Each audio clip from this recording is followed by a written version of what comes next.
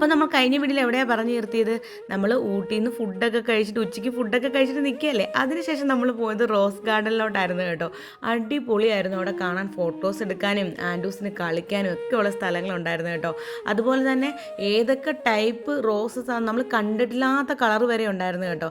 ഫോട്ടോസൊക്കെ എടുക്കാൻ അടിപൊളിയാണ്. അവിടെ കുറേ സമയം നമുക്ക് അവിടെ ഇരുന്ന് സ്പെൻഡൊക്കെ ചെയ്യാൻ പറ്റും. നല്ല ഉച്ചയ്ക്കൊക്കെ ഫുഡ് കഴിച്ചിട്ട് വന്നിരിക്കാൻ പറ്റിയ ഒരു സ്ഥലമാണ് കേട്ടോ.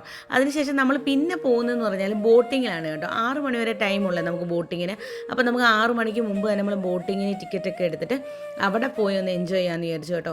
അങ്ങനെ നമ്മൾ 2 റൗണ്ട് നമ്മൾ കൊടുത്ത പൈസ നമുക്ക് മുതലാക്കാൻ പറ്റി കേട്ടോ. നമ്മൾ 2 റൗണ്ട് ഫുള്ളായിട്ട് ചുറ്റിച്ചു കേട്ടോ നമ്മളെ ബോട്ടിങ്. അപ്പോൾ നമ്മുടെ 3 ഫാമിലീസ് ഉണ്ടായിരുന്നു.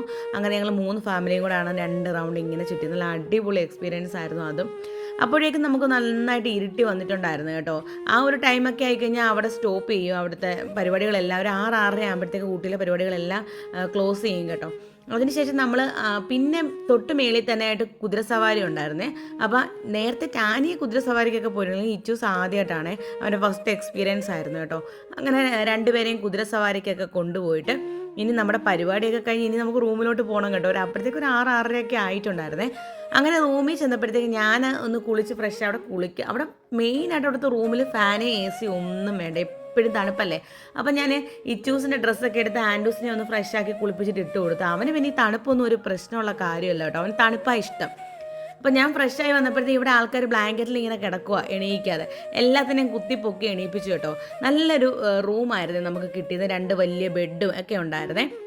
അപ്പോൾ പിന്നെ അവരെയൊക്കെ കുത്തിപ്പൊക്കി കുളിപ്പിച്ചു കേട്ടോ. അവിടെ ചൂടുവെള്ളമൊക്കെ വരുന്നുണ്ട്. അപ്പോൾ ചൂടുവെള്ളത്തിലൊക്കെ 3 പേരെയും കുളിക്കാനൊക്കെ പറഞ്ഞു വിട്ടു. അതിനുശേഷം നമ്മൾ സുഖമായിട്ട് ഫുഡൊക്കെ കഴിച്ചിട്ട് ഒന്ന് കിടന്ന് ഉറങ്ങി കേട്ടോ.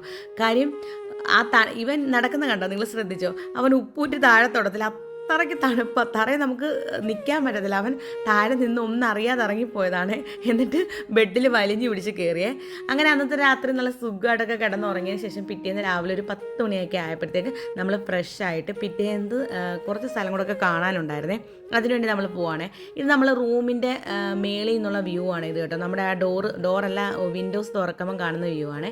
അങ്ങനെ പിറ്റേന്ന് നമ്മൾ ആ തൊട്ടടുത്ത ഹോട്ടലിൽ നിന്ന് ഫുഡൊക്കെ കഴിച്ചു, പൂരിയും മസാല ദോശയൊക്കെ കഴിച്ചിട്ട് അടുത്ത യാത്ര തുടർന്നേ. അപ്പം നമ്മുടെ അടുത്ത യാത്ര എങ്ങോട്ടാണെന്നുള്ളത് അടുത്ത വീഡിയോയിൽ കാണിക്കാമേ.